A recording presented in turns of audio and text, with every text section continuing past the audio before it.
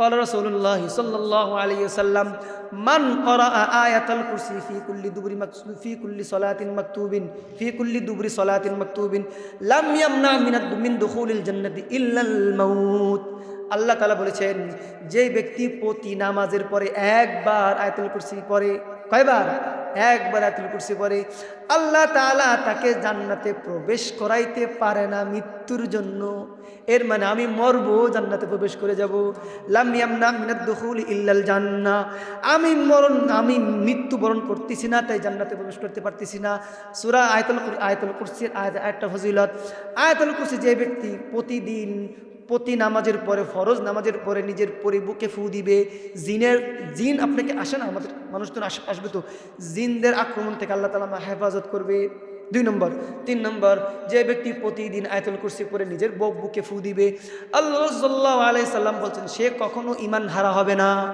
কেন ঈমান হারা হবে না আয়াতুল কুরসির মধ্যে এমন কিছু অর্থ আছে অর্থ বলতে সময় হবে না সংক্ষেপে বলি আল্লাহু লা ইলাহা ইল্লাহু আল হাইয়ুল কাইয়্যুম আল্লাহ ছাড়া কোনো মাহবুদ নাই আল হাইয়ুল কাইয়্যুম চিরঞ্জীবিত লা তাখুযুহু সিনাতুন ওয়ালা নাওম যিনি কোনো দিন ঘুমান না যার কোনো তন্দ্রা আসে না আমাদের জন্য তাকায় থাকে আমাদের জন্য দেখভাল করে এমন আমরা বলতেছি আল্লাহ তুমি আমাদের দিকে তাকায় আছো তুমি আমি কি করতেছি দেখতে পাচ্ছ তুমি আমি কোন অবস্থায় আছি বুঝতেছো লা তাখুযুহু সিনাতুন ওয়ালা নাওম লাহু মা ফিস সামাওয়াতি ওয়া মা ফিল আরদ আসমান এবং জমিনে যা আছে সবকিছু তোমারই আমিও তোমারই এর অর্থ এটাই লাহু মা ফিস সামাওয়াতি মা ফিল আরদ আসমান এবং জমিনের মাঝবর্তী যা আছে সবই তোমার এর মানে আমি কার আমি আল্লাহ তাআলার মান যাল্লাযী ইয়াশফাউ ইনদাহু ইল্লা বিইذনি ওই কিয়ামতের ময়দানে তোমার অনুমতি ছাড়া কেউ কোনো কথা বলতে পারবে না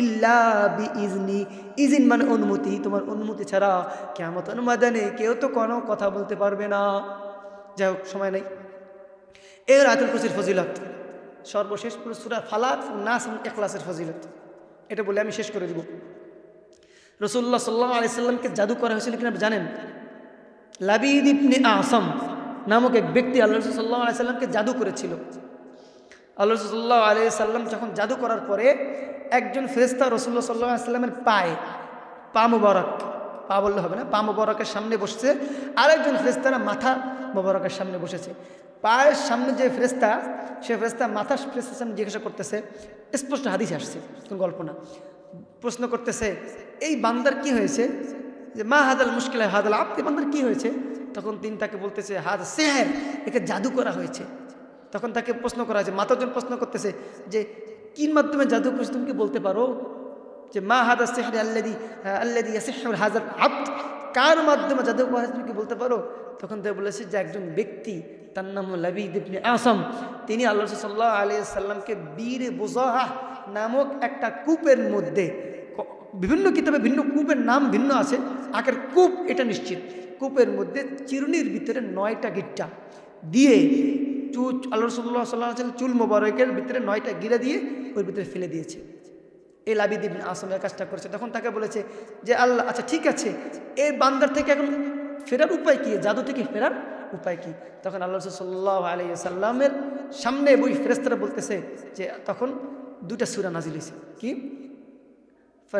ফালাক এবং নাস কোনো ব্যক্তি যদি প্রতিদিন এসব একটা সূরা আমরা যুক্ত করতে পারি বিভিন্ন এখানে রিওয়ায়াত ভিন্নতা আছে যাই হোক সংক্ষিপ্ত বলি ফালাক নাস ইখলাস একেবারে মুআউযিজাতাইন 2টা সূরা আমরা একটা যুক্ত করি ফালাক এই 3টা সূরা কেউ যদি পড়ে নিজের বুকে ফু দেয় কোনো দিন কোনো জাদু কোনো বান কোনো ক্ষতি আপনাকে কিছু করতে পারবে না এটা স্পষ্ট কিছু কিতাব আছে আমরা বলি হাদিস কত প্রকার জানেন হাদিস হলো 12 প্রকার আমি আগেও বলেছি হাদিস 12 প্রকার সবচেয়ে ফালাক নাসের ইখলাসের শানে নজুল বা শানে উরুদ এটা এতটাই সহিহ এইটা নিয়ে আজ পর্যন্ত কোনো আলেম আমরা আহলে হাদিস বলি আর যেই মতদর্শ ব্যক্তি বলি কোনো আলেম এটা নিয়ে দ্বিমত করে নাই অনেক মাসলা নিয়ে কিন্তু দ্বিমত আছে এই মাসলা নিয়ে কোনো আলেম কোনো দ্বিমত করে নাই এতটা সহিহ এতটা মুতাওয়াতির পর্যায়ের হাদিস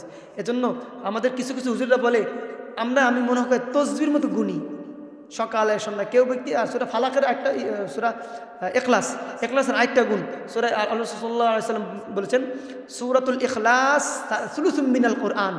সূরা ইখলাস কোরআন শরীফের 1/3। কোরআন শরীফের 1/3। কেউ যদি সূরা ইখলাস 3 বার পড়ে তার 1 খতম কোরআন পড়ার সওয়াব হবে। বুঝতেছি না সকাল এবং সন্ধ্যা পড়তে পারে, আল্লাহ সাল্লাল্লাহু আলাইহি ওয়াসাল্লাম বলেছেন তার ঈমানের সাথে মৃত্যু হবে। আজকের প্রত্যেকটা ফজিলত ঈমানের সাথে মৃত্যু হবে। কেমন মৃত্যু? ঈমানের সময় তার মুখে আল্লাহ তাআলা কালেমা নসিব করাই দিবেন। কারণ কে জানেন? ইখলাসের ফজিলত হওয়ার কারণটাও বলে রাখি যে এত ফজিলত কেন হয়েছে।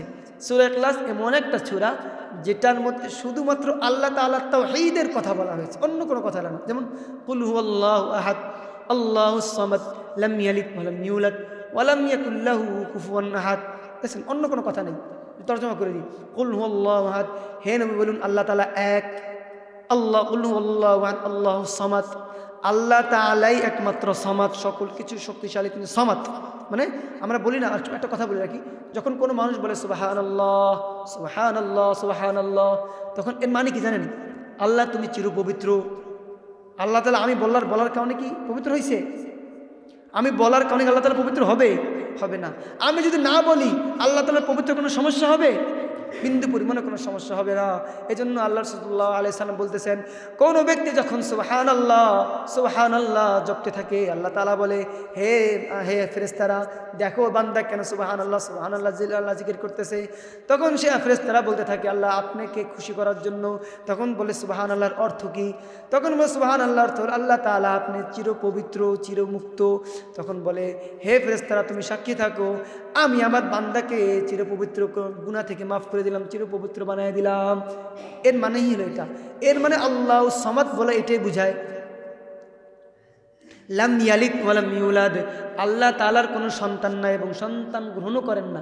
লাম ইয়ালিদ ওয়া লাম ইউলাদ, কোন সন্তানও গ্রহণও করেন না, জন্মও দেন না, জন্ম নেনও না, জন্ম দেনও না।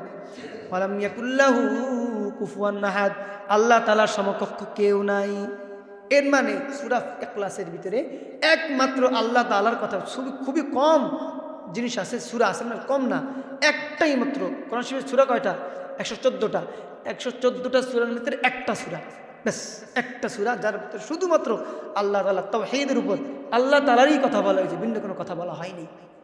এজন্য সূরা ইখলাসটা আমরা প্রতিদিন তেলাওয়াত করব, বিশেষ করে সকাল এবং সন্ধ্যা।